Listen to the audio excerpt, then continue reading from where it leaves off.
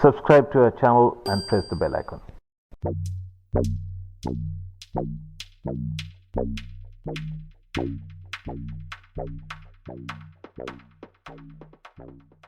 Forest clearances pertaining to mining projects mostly laid with conditions for preparation of wildlife management or soil and moisture conservation plan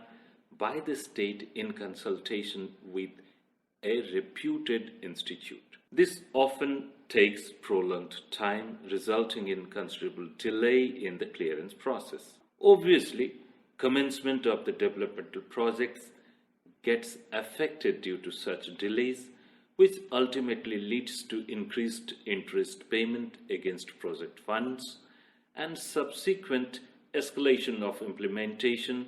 and operational costs and etc. In many cases, such delays are not attributed to the applicant, called as the user agency. The Forest Advisory Committee, during its 11th May 2022 meeting, deliberated on the matter and opined that such situations must be resolved and a balanced view on the conservation and developmental needs of the country to be taken. The committee also noted that in order to streamline the process of approval under the Forest Conservation Act 1980, the step taken should not compromise on the issue of conservation and protection of India's natural resources on one hand and should not hamper the legitimate development need of the nation on the other hand due to procedural requirements. The committee further observed that implementation of mitigating measures as recommended by the committee should invariably be commenced with the commencement of non-forestry use of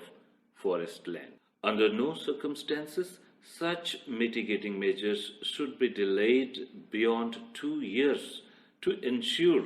commencement of rejuvenation of ecosystem services lost from the area due to non-forestry use of forest land at the earliest possible time. After thorough cogitation, the Forest Appraisal Committee has given its recommendations that the state government should submit wildlife management plan along with detailed cost of its implementation into the account of campa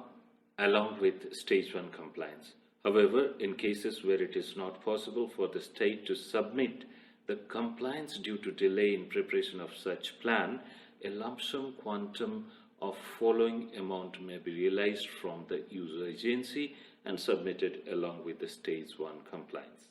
It may be 2% of the total project cost towards the cost of implementation of wildlife management plan and or 0.5% of the project cost towards the cost of implementation of soil and moisture conservation plan, as the case may be, and it shall be charged from the user agency and deposited into the campa, and the same may be intimated to the Ministry of Environment, Forest and Climate Change for the purpose of obtaining approval under the Forest Conservation Act 1980. The provisions provided in the WLMP, Wildlife Management Plan, or SMC plan shall be approved by the competent authority in the state, and accordingly the deficit amount, if any, from the money already realized to the tune of 2% and or 0.5% of the project cost shall be paid by the user agency, and the same shall be deposited in campa account prior to actual work forest area. Also, the state government shall ensure that the details of the finalized WLMP and SMC plan and deposition of monies, payment of deficit amount, etc. shall be intimated to and concurred by the concerned integrated regional office of the ministry before actual breaking or non-forestry use of forest land.